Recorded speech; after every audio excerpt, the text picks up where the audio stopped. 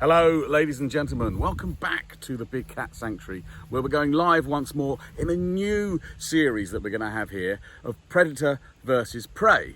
And we're going to be joining with our sister park, Paradise Wildlife Park, where those guys will be showing you some of the prey that some of our amazing predator cats here might encounter out in the wild. And we're joined again by the lovely Dan. Say hi, Dan. Hello, everyone. Hello, hello. And today, the first predator that we're going to focus on here at the Big Cat Sanctuary before we go over to Paradise Wildlife Park is the jaguar. And in one particular, we're going to go the lovely Athena, one of our black jaguars that we've got here. So I think we're just going to let Brian know that we're ready for Athena to come out. And what are we going to do with Athena today then, Dan? So today, Athena has a log pile that she is going to be feeding from. And what we've also done to make it extra enriching for her is actually tie her meat up to a rope that is also attached to the lower part of her coming across here now, that's fantastic. Here she is. Amazing. Straight away. So we're focusing on predators here. So let's just talk to us, Dan, a little bit about Athena. What is she? What sort of predator is she out in the wild, and what sort of attributes has she got that makes her a great predator? So jaguars are the top predators of South America and North America. In fact, they're the only big cats out in the Americas, and they have a huge variety of prey which they will be feeding on. So mainly the tapir as well is probably one of the largest prey items a jaguar will be able to encounter, but also then you have capybaras. And then if you're looking into the treetops, which they are more than capable of climbing up into, they can eat birds and sloths. And finally, one of the also important ones is the Cayman crocodile. Actually is quite a large species of jaguar, a large species of prey that the jaguar will be able to take down.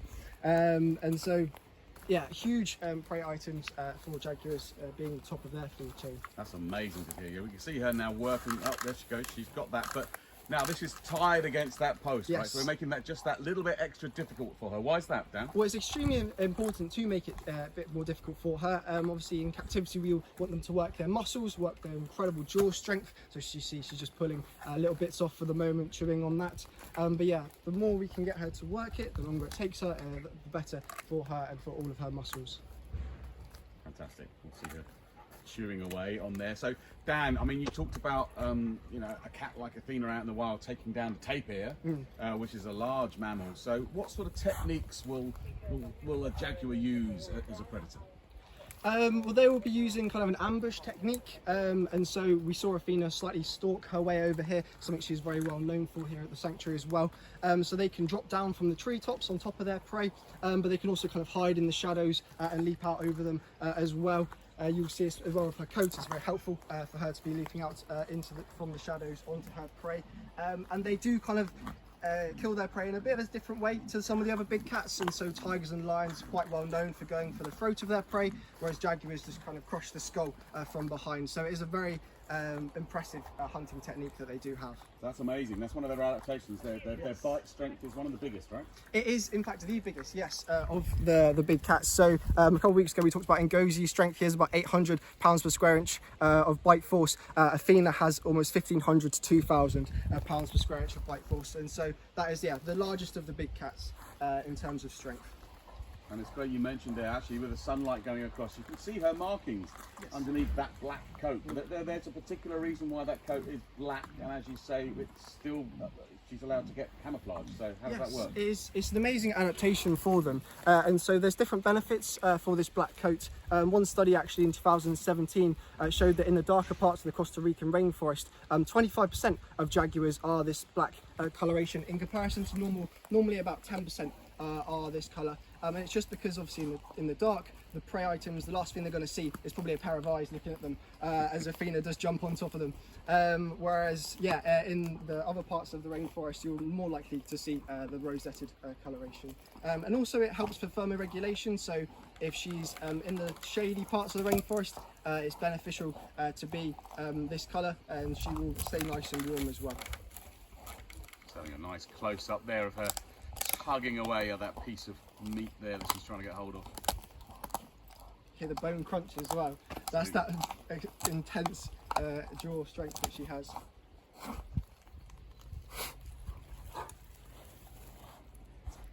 Thank you to everyone who's joined us today. We're trying something a little bit different. We're doing Predator versus Prey Day with our partners and sister site, Paradise Wildlife Park, the Zoological Society of Hertfordshire. We are watching Athena with her enrichment feed today. You can just see how powerful she is pulling on that bit of meat there. So if she wanted to, she could just sit with it and eat it from there, but she might want to take it somewhere a bit different in her enclosure. We obviously allow her to work as best we can. We want her to use all of her muscles, but if for any reason she can't get it out, we will check on her later on and make sure that she does get her food. So let's talk a little bit more about Athena as a cat, maybe. Yes. I mean, some people might know Athena. You may have adopted Athena at home. If you haven't, then there is a chance to do that. We can adopt all of our cats, in fact, and help with their welfare, their enrichment. Go onto Amazon as well. You can buy enrichment toys and all the things that those guys need. But maybe Dan, tell us a little bit about Athena's character. What sort of cat is she? Yeah, she's an amazing individual. So she does stalk all of her food when we put it out for her. Sometimes if a keeper walks past, she might even stalk a keeper. She is a very, very intelligent cat. She's 17 years old now, born in Zagreb Zoo in Croatia. And yeah, she's a very amazing individual. She's intelligent, I think. She's worked out quite quickly how to get at that meat and chew at it. Do you say, sir, that the Jaguars are generally one of the more intelligent cats? Yeah, it is something that has been debated. Jaguars are very well known for being intelligent. Obviously, in terms of their ambush style and how they take down their food, you have to be extremely smart to be able to creep up on your prey in any kind of prey-to-prey circumstance. And so, yeah, I would say they are an extremely intelligent species. And generally, say cats as predators, would you say they're a successful species across the planet? Are they? They're one of the most successful predators that we've got. They are quite a successful predator. I'm not sure precisely the kill rate of jaguars, but yeah, they are very good at doing what they do. They wouldn't be top of the food chain if they were not impressive predators out in the wild. And so yeah, there's not much out in South America that will stop a jaguar in its tracks.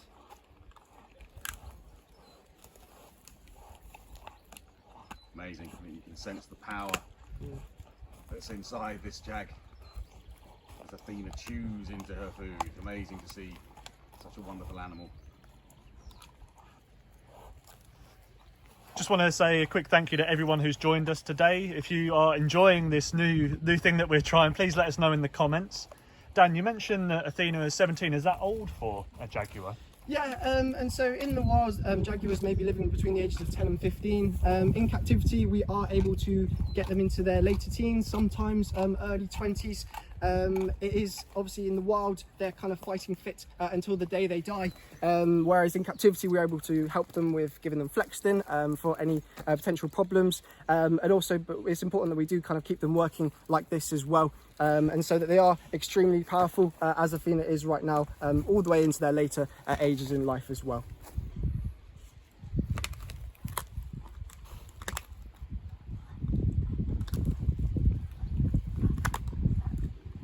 There we go, ladies and gentlemen. An amazing example of a predator. Muscle, power strengthening those jaws, and a successful predator out in the wild. So, just looking at a cat like Athena, a jaguar, what other predators would be alongside them out in the jungles, in the rainforest out there? In terms of other cats, pumas actually share other parts of territory with the jaguar. I have read that there's some sort of temporal avoidance between jaguars and pumas where they share some territories, but they won't kind of interact with each other because they're going to want to avoid each other out in the wild. And so pumas, again, a very powerful cat out in the Americas. And so yeah, if you're talking about other predators that may be competing for a jaguar's food, that's probably one of the most important. Fantastic. Great cat facts there, Dan. Thank you very much indeed. We'll have one last look, I think, here at Athena, showing us how she can dig into her meal. And again, like I say, if you've got any questions, post them up there, ladies and gents, but we're going to be crossing over very shortly to our friends at Paradise Wildlife Park, where we'll find out a little bit more about the sort of prey that a big cat like Athena out in the jungle there would be stalking and taking down. Let's just have one last look at that amazing coat. And a young girl enjoying her meal. Before we hand over, I just want to thank anyone who sent in stars. they're just so useful in these times that we're facing at the moment. So thank you so much.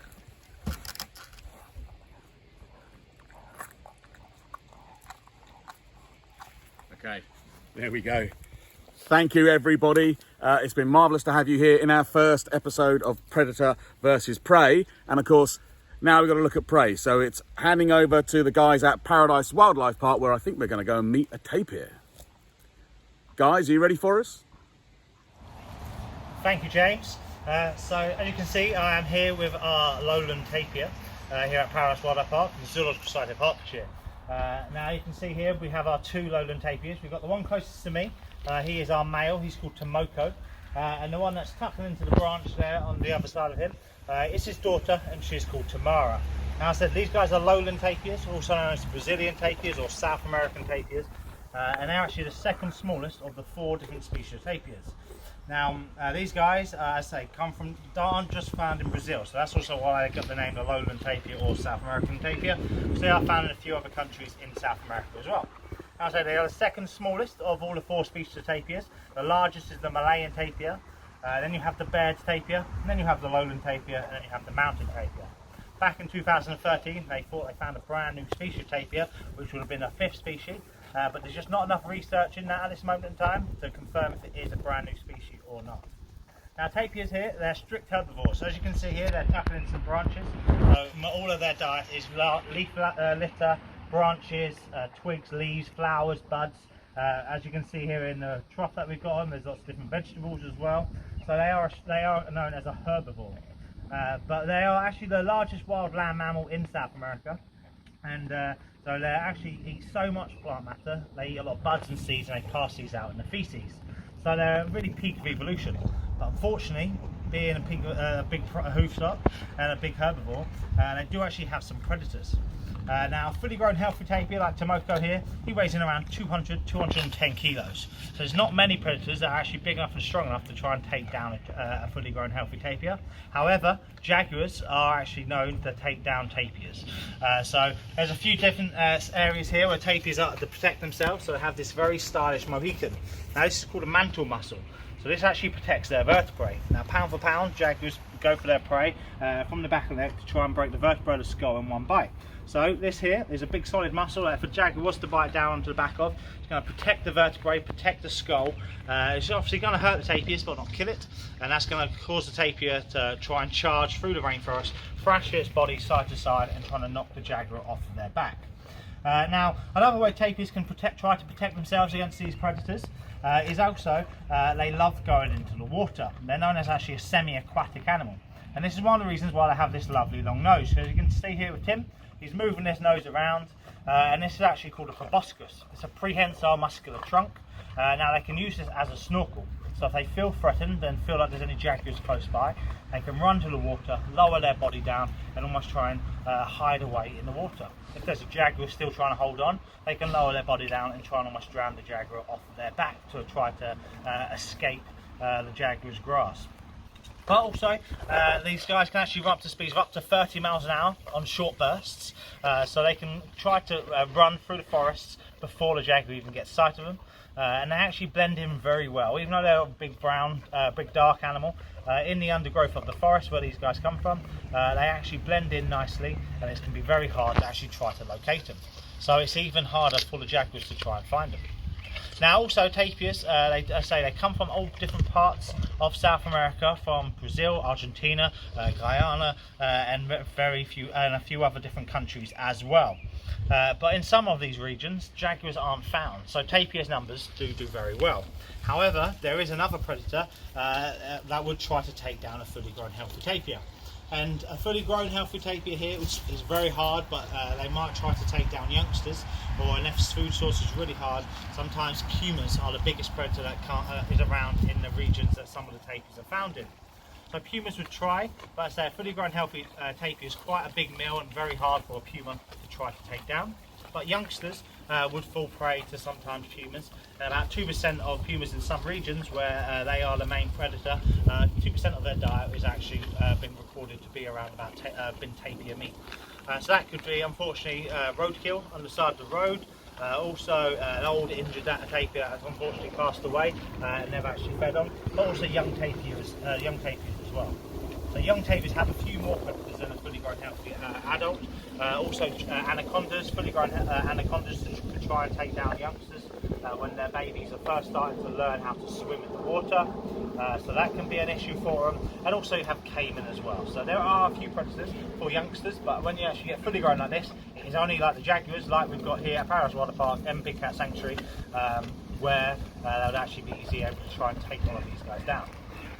If you guys are enjoying our Predators versus Prey live stream today, where we've partnered with our sister site Big Cat Sanctuary, please make sure to consider donating some stars down in the comments. We are still, although we're able to open to the public again very soon, we're still trying to recover from the closures caused by the COVID-19 pandemic.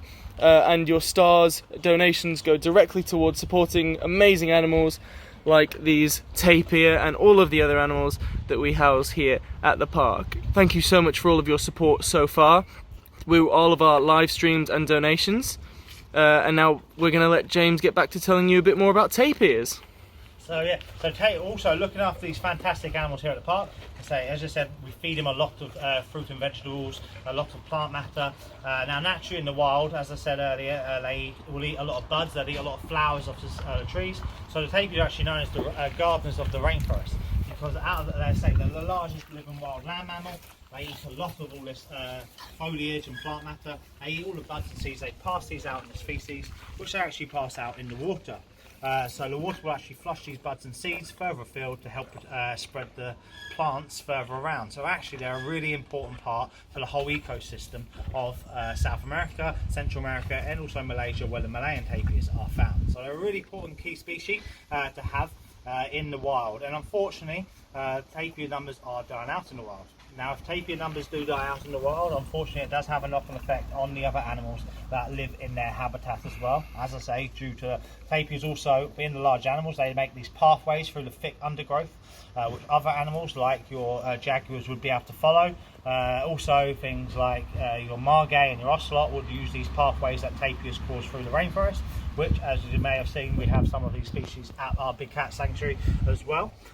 So yeah, tapirs are a really key species to have in the environment, not just for them, but obviously for all the other animals around, and also actually for us humans, being for the rainforest where they come from. As we know, rainforest helps with our CO2 emissions that we release here in the world, and this actually will, if they can regenerate the rainforest as the best possible way, it's actually going to help us humans over time with the air that we breathe. So they are a really important part to the whole ecosystem. And as I say, so it would be a real shame if we was to lose tapirs from our planet. Unfortunately, the reason why our tapirs numbers are dying out in the world is unfortunately down to humans. Unfortunately, they are hunted for their meat and for their skin. Now, as you can see with Tamara here, she is a very large animal, very muscular animal. South American tribal people used to feed on tapirs. They would hunt tapirs down, they'd live off their land. But unfortunately, hunting of tapirs does still happen in some varied countries in South and Central America. So that is a problem for the tapirs. Also, you probably would realise actually there was the size of them here, but tapirs are also unfortunately hit with road traffic accidents as well. And a large number of tapir carcasses are found on the side of the roads where logging is happening, and large roads are being put in through the rainforest, where these large trucks are then moving these logs around. And unfortunately, at night time when the tapirs are trying to move around, they are finding tapirs unfortunately hit by these trucks, which is unfortunately causing them to pass away. And then I say this is where some of the predators will come in, because some of the predators then will come to the side of the roads, will eat these carcasses, and unfortunately also have the problem of being hit by these large trucks as well. So it is a real issue, but there are some countries in South America are looking at highways underneath. Here at Paradise Water Park, we actually help fundraise the Lowland Tapir Conservation Initiative that work out in Brazil. And they are working with local highway agencies to try to isolate the most parts where tapirs are used, but also other animals are used in that region, to hopefully try to highlight these areas to the local highway agencies. So if they put any of these bridges in or tunnels in, they can help these fantastic animals as they cross the forest. across the roads. Now, as you can see here, when they do move, they're not the fastest of animals. They do just slowly go on by their day. So when they come across them, and you can see how dark they are, when they're trying to cross these roads at night time, they blend in quite nicely. But also, you may have seen earlier on last year in 2019, we had the forest fires over in the Amazon. So forest fires is another big cause that is unfortunately not just affecting the tapirs here, but also affecting all the other wildlife out in the rainforests. So it's a real big issue going out, and we really need to try to protect them as much as possible. And if it's down to good zoos like us here at Paradise Wildlife Park and the Big Cat Sanctuary, where we can help fundraise with your guys' help just by visiting our parks. It's really important. The money that actually buy our day tickets actually goes to help protect these species, participate in breeding programs, so we can hopefully try and help and save these animals in the future and keep their genes and their bloodlines going. So it's really important. So once again, when we do open up, please come visit us, come past the tapirs, come say hi to us, come say hi to the tapirs. We'll be really grateful to try and hopefully help save these guys in the future, so they're around for our children's children to see for many years to come. So as tapirs have actually been on our planet dating back for over millions of years. So if you've ever seen films like the Ice Age, tapirs were in that because they have actually found tapirs fossilised from them times. So they've been on our planet for so long. So we just want to keep them on our planet for so much longer. So please come see us, come see our tapirs, come help us by sending us some stars, sending some likes, sharing this video, and try and help spread this message as much as possible. But from me and Tim Oko here, our tapirs, thank you very much for listening. Have a lovely day, guys, and I hope to see you all soon.